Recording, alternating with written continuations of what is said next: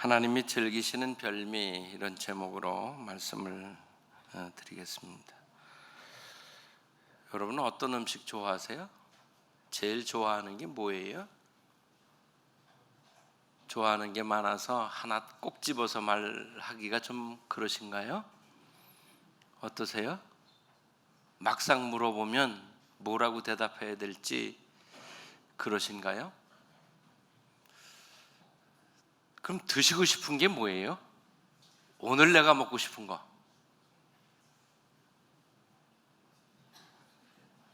지금 막 생각들 하고 계신 거죠? 네? 뭘 먹을까? 이런 생각들을 하고 계신 것 같아요. 자신이 좋아하는 음식을 먹으면 기분도 좋아지고 또 힘도 생기고 그런데요. 그러니까 매일같이 그래도 덜어 드실 수 있으면 드시면 좋겠습니다. 저는 오래전에 울산에 있는 바닷가에 부흥회를 간 일이 있었는데요. 그때 말 한마디 잘못해가지고요 3일 동안 고생한 적이 있었어요. 제 후배 목사가 부흥회를 해달라 그래서 갔는데 저보고 그래요. 형님 뭘 좋아하세요? 이렇게 물어보더라고요. 그래서 저는 아무 생각 없이 여긴 바닷가니까 회나 한번 먹지 이렇게 대답했어요. 근데 무슨 일이 벌어졌냐면요 3일 내내 아침, 점심, 저녁 회만 먹었어요. 진짜예요. 아침 새벽 부흥회를 마치고 어느 장로님 댁에서 아침을 주시는데 갔더니요 회, 매운탕, 멍게, 성게. 아침부터 회 드시는 분 계세요? 아무리 좋아해도?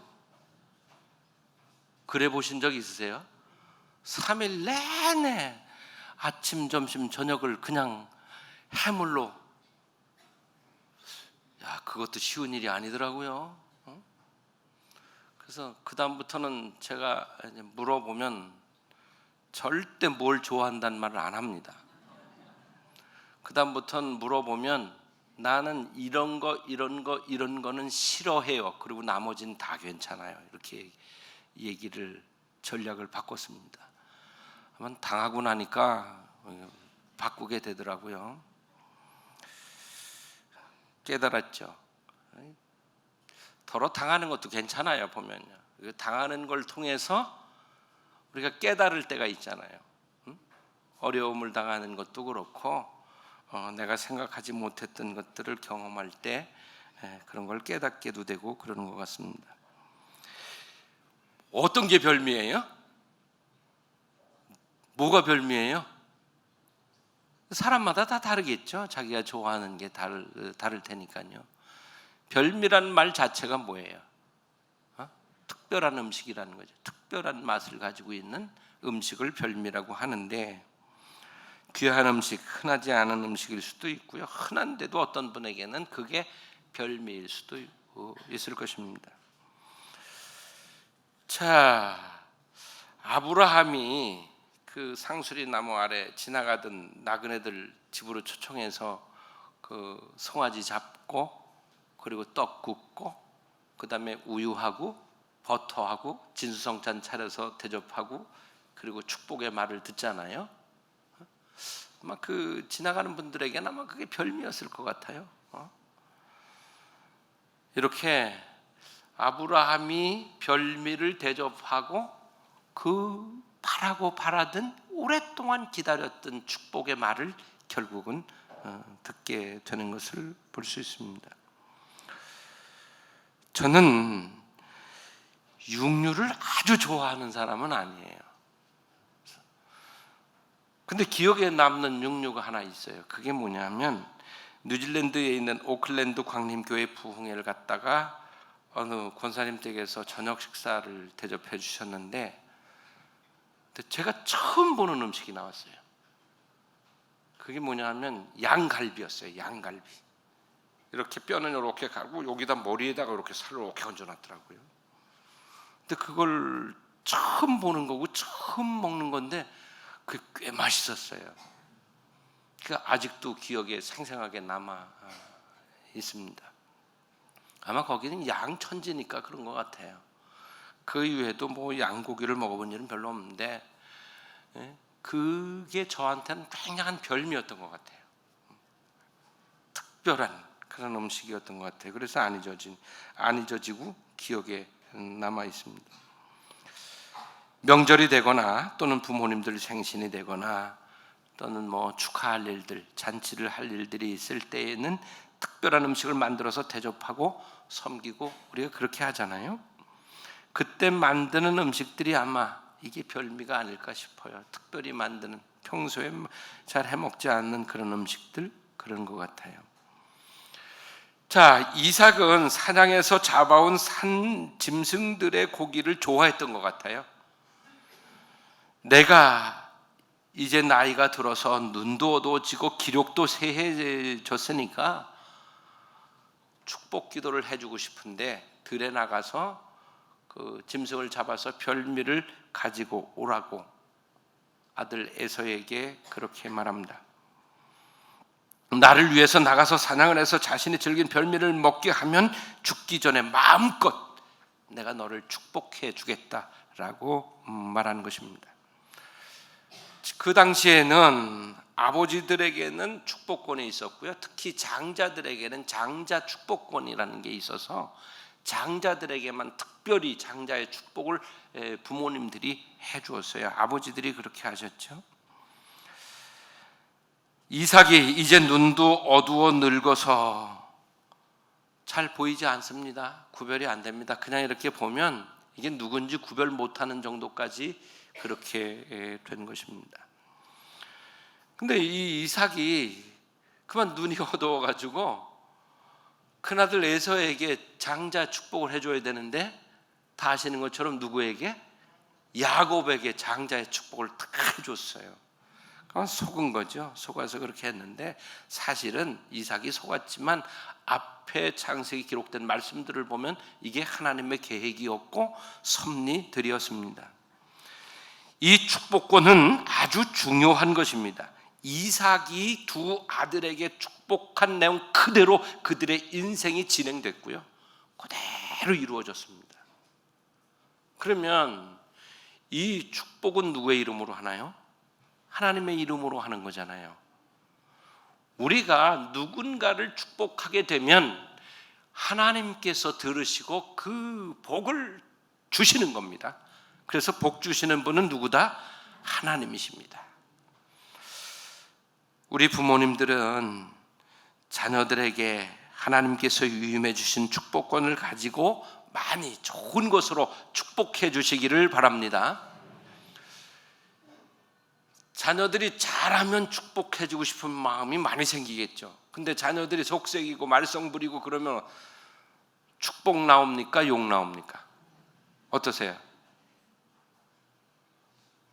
조용해지는 거는요 그렇다는 얘기예요. 안 좋은 쪽입니다. 이게 갑자기 조용해지면 속색이고 말썽 부리고 뭐 힘들게 하고 그러면 부모님들 막 야단치고 때로는 심하면 저주도 막 퍼붓고 그래요. 근데 그러시면 안 돼요. 아무리 속상해도 참아야 돼. 입으로 내면 안 돼. 마음속에서 그런 생각이 혹시 들었을지라도 입으로는 절대 말씀하지 마세요. 왜냐하면 우리가 하나님의 자녀이고 자녀된 우리가 하나님의 이름으로 축복하면 하나님이 그 말을 들으시고 그 자녀들을 축복해 주시기 때문에 그래요. 그래서 우리가 아무리 힘들게 해도 함부로 말하면 절대 안 된다. 근데 27장을 오늘 시간이 되시는 분들은 좀 읽어보세요. 쭉 읽어보시면요 에서가 그래요. 나 축복기도 해달라고. 난 다 해줘서 이제 이미 축복할 게 없다. 아니 왜 없냐? 나한테 기도해달라. 그러면서 떼를 쓰거든요. 그러니까 이삭이 에서에게도 해줘요. 해주는데 좋은 말이 아니야. 이렇게 돼 있어요. 내 주소는 땅에 기름짐에서 멀고 내리는 하늘 이슬에서 멀 것이며 너는 칼을 믿고 생활하겠고 내 아를 섬길 것이며 내가 매임을 벗을 때에는 그 멍에를 내 목에서 떨쳐 버리리라. 이게 이삭이 에서에게 준 축복의 말이에요. 이 준 말이에요. 이게 그대로 되는 거예요. 그래서 우리 부모님들은 자녀들을 꼭 축복하시기를 바랍니다. 좋은 것으로 소망을 담아서 주님의 이름으로 축복하시면 주님이 갚아주실 줄로 믿습니다. 자녀들 또한 부모님들의 것을 물려받는 데만 관심 두지 말고 부모님들에게 축복받으려고 하시기를 바랍니다. 부모에게 물려받을 게 있는지 없는지 이런 거 자꾸 따지고 계산하고 그래서 뭐 서운하고 원망하고 불평하고 그러지 말고 부모님에게 축복을 받을 모습으로 살고 그렇게 축복해 달라고 말씀을 들으시기를 바랍니다. 축복의 귀중함을 알고 소중히 여기고 그렇게 살아가면 그 축복받은 대로 그 말대로 하나님께서 갚아주시리라고 믿습니다. 진정한 복 주시는 분은 누구일까요? 하나님이십니다. 사람은 통로인 것이에요. 부모님들 축복의 통로입니다. 목사도 축복의 통로입니다. 목사가 성도들에게 축복을 줄 능력 전혀 없습니다.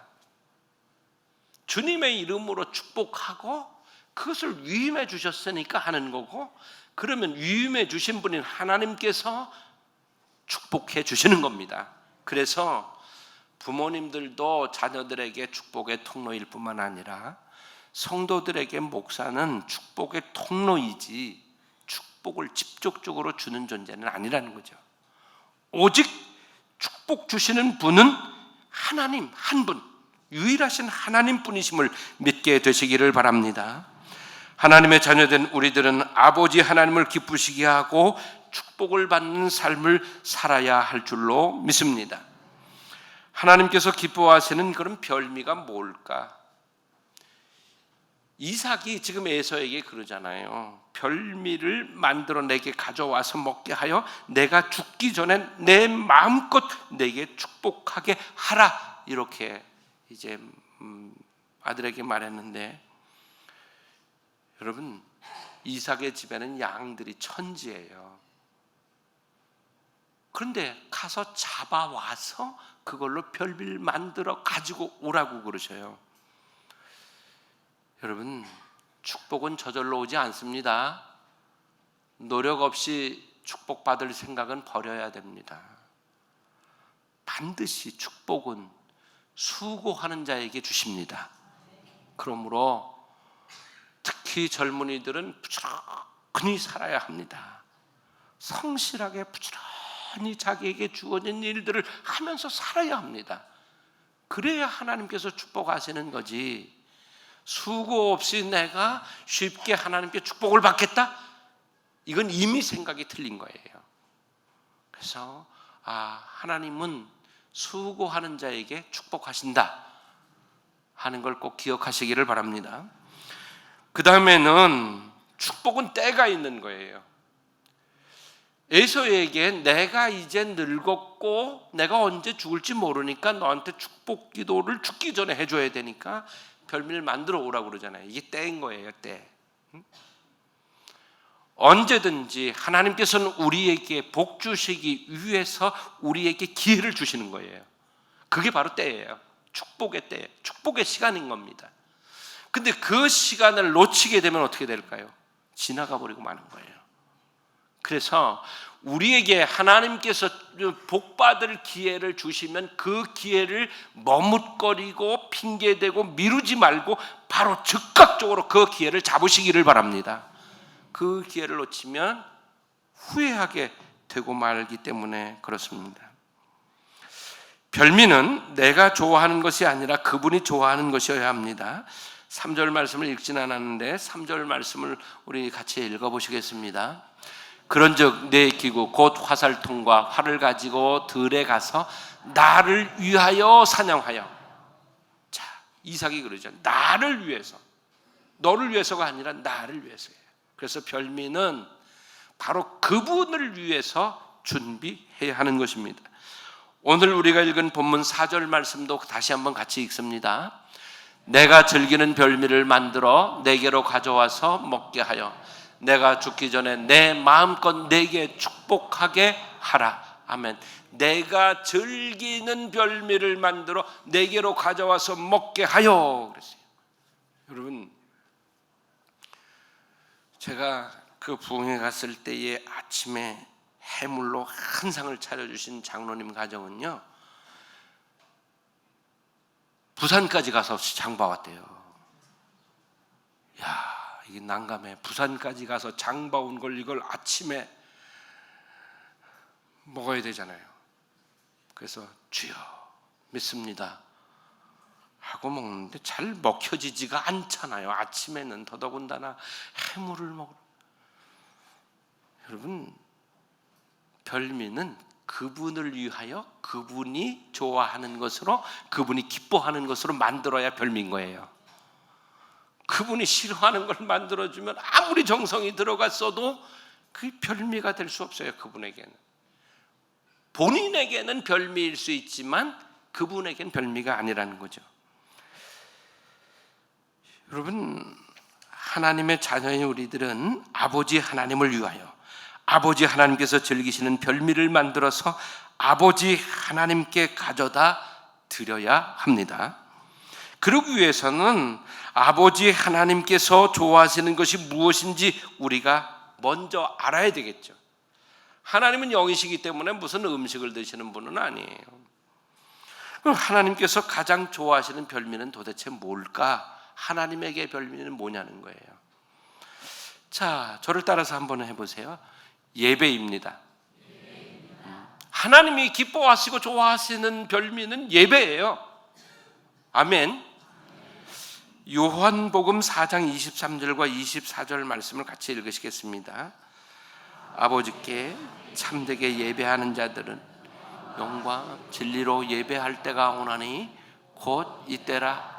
아버지께서는 자기에게 이렇게 예배하는 자들을 찾으시느니라. 하나님은 영이시니 예배하는 자가 영과 진리로 예배할지니라. 아멘.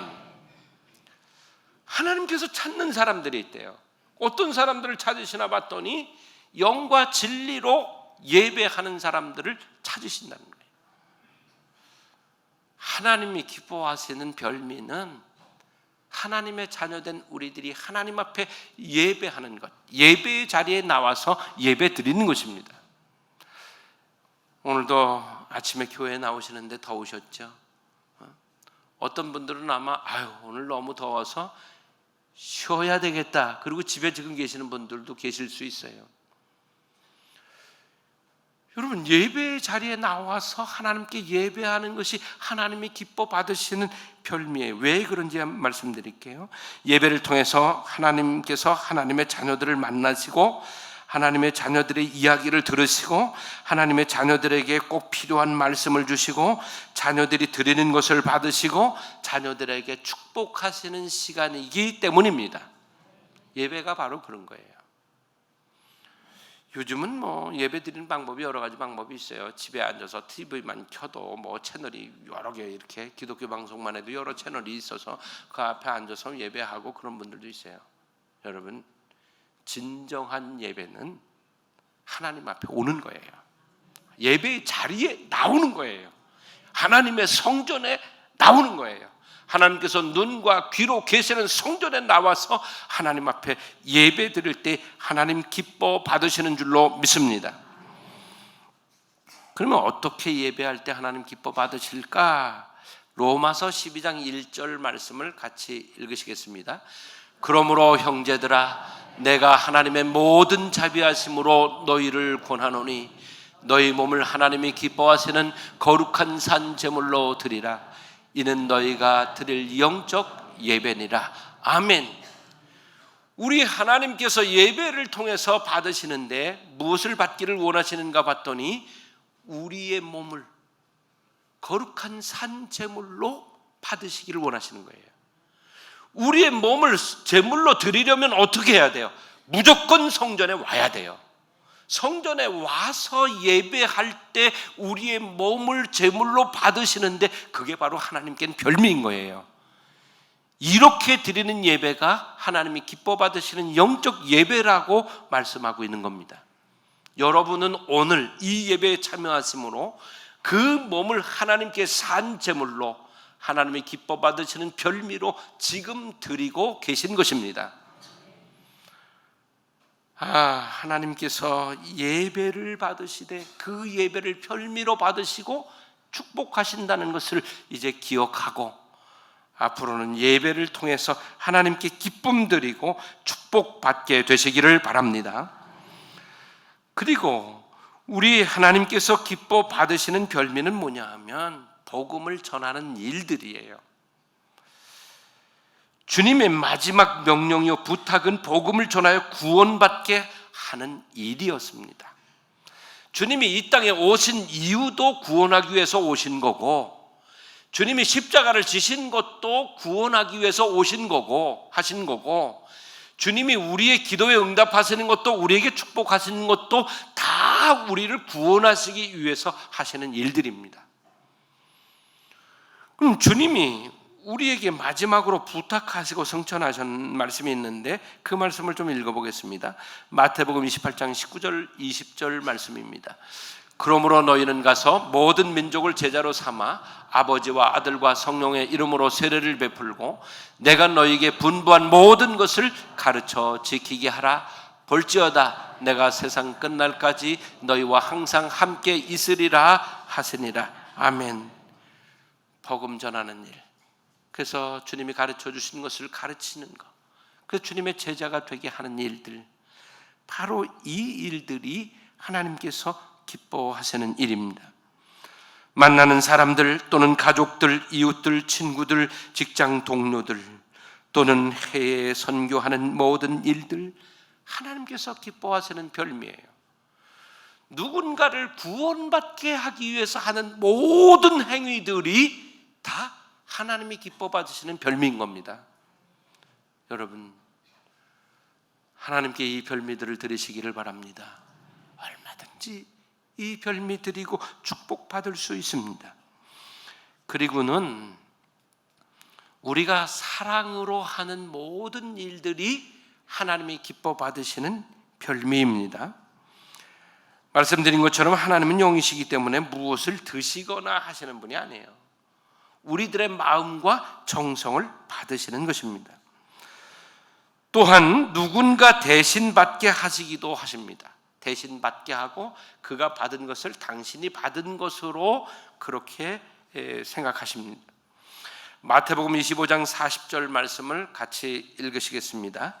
임금이 대답하여 이르되 내가 진실로 너희에게 이르노니 너희가 여기 내 형제 중에 지극히 작은 자 하나에게 한 것이 곧 내게 한 것이니라 하시고 아멘. 하나님께서는 우리가 다른 사람에게 한 것을 당신에게 한 것으로 받으신다는 거예요. 여러분, 우리가 힘 있고 권력 있고 이런 사람에게는 잘하기 쉬워요. 근데 내가 생각할 땐 나보다 못하다고 생각되는 사람에게 잘하기는 쉽지가 않아요. 그건 누구나 똑같아요.